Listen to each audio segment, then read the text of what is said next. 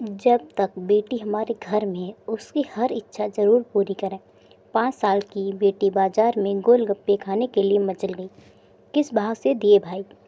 पापा ने सवाल किया। 10 रुपये के 8 दिए, गोलगप्पे वाले ने जवाब दिया। पापा को मालूम नहीं था गोलगप्पे इतने महंगे हुए।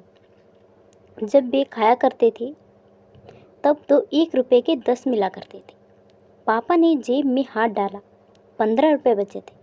बाकी रुपए घर की ज़रूरत का सामान लेने में खर्च हो गए थे। उनका गांव शहर से दूर है। 10 रुपये तो बस किराए में लग जाने हैं। नहीं भाई, 5 रुपये में 10 दो तो ठीक, वरना नहीं लेने। यह सुनकर बेटी ने मुंह फुला लिया।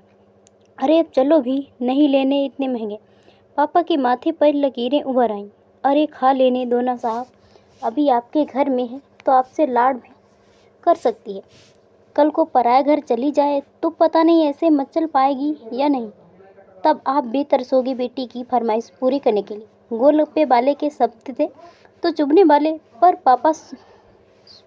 पर सुनकर पापा को बड़ी बेटी की याद आ गई, जिसकी शादी उसने 3 साल पहले एक खाते पीते पढ़े लिखे परिवार में की थी।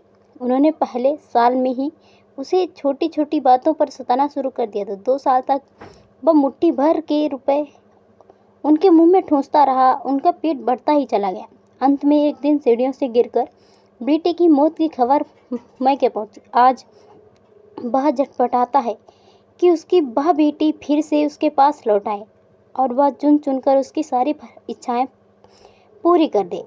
पर वह अच्छी तरह जानता है कि अब यह असंभव है। दे दूं क्या बाबूजी? गोलगप्पे की आवाज़ से पापा की तंगी टूटी। रुको भाई, 2 मिनट। पापा पास ही मंसारी की दुकान थी, उस पर गए जहाँ से ज़रूरत का सामान खरीदा था। खरीदी हुई 5 किलो चीनी में से 1 किलो चीनी वापस की तो 40 रुपये जेब में बढ़ गए। फिर ठेले वाले के पास आकर पापा ने गड़बड़ाई आंखों से हुए कहा, अब खिला दे भाई। हाँ, तीखा जरा कम डालना, मेरी बिटिया बहुत नाजुक है। सुनकर 5 साल की बेटी 5 वर्ष की गुड़िया जैसे बेटी की आंखों में चमक आ गई और पापा का हाथ कसकर पकड़ लिया। जब तक बेटी हमारे घर में उसकी हर इच्छा ज़रूर पूरी करे। क्या पता आगे कोई इच्छा पूरी हो पाए या ना हो पाए।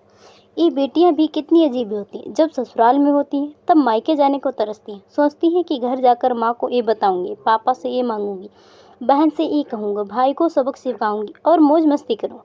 लेकिन जब सच में मायके जाती हैं तो एकदम शांत हो जाती हैं। किसी से कुछ भी नहीं बोलती, बस माँ बाप भाई बहन से गले मिलती हैं। बहुत बहुत खुश होती हैं, भूल जाती हैं कुछ पल के लिए पति ससुराल, क्योंकि एक अनोखा प्यार होता है। मायके में एक अजीब सी कशिश होती है।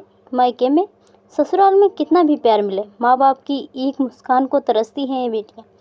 ससुराल में कितना भी रोएं पर मायके में एक भी आंसू नहीं बहती ये बेटियाँ, क्योंकि बेटियों का सिर्फ एक ही आंसू माँ बाप भाई बहन को हिला देता है, रुला देता है। कितनी अजीब हैं ये बेटियाँ, कितनी नटखट हैं ये बेटियाँ। भगवान की अनमोल देन है ये बेटियाँ।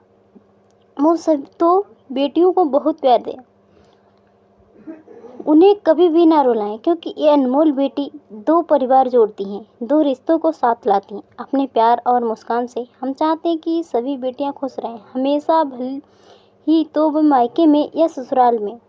खुद किस्मत है वो जो बेटी के बाप हैं, उन्हें भरपूर प्यार दें, दुलार करें और यही व्यवहार अपनी पत्नी के साथ भी करें, क्योंकि वो भी किसी की बेटी है और अपने माता पिता को छोड़कर आपके साथ पूरी ज़िंदगी बिताने आई हैं। उनके पिता की सारी उम्मीद सिर्फ और सिर्फ आपसे ही है।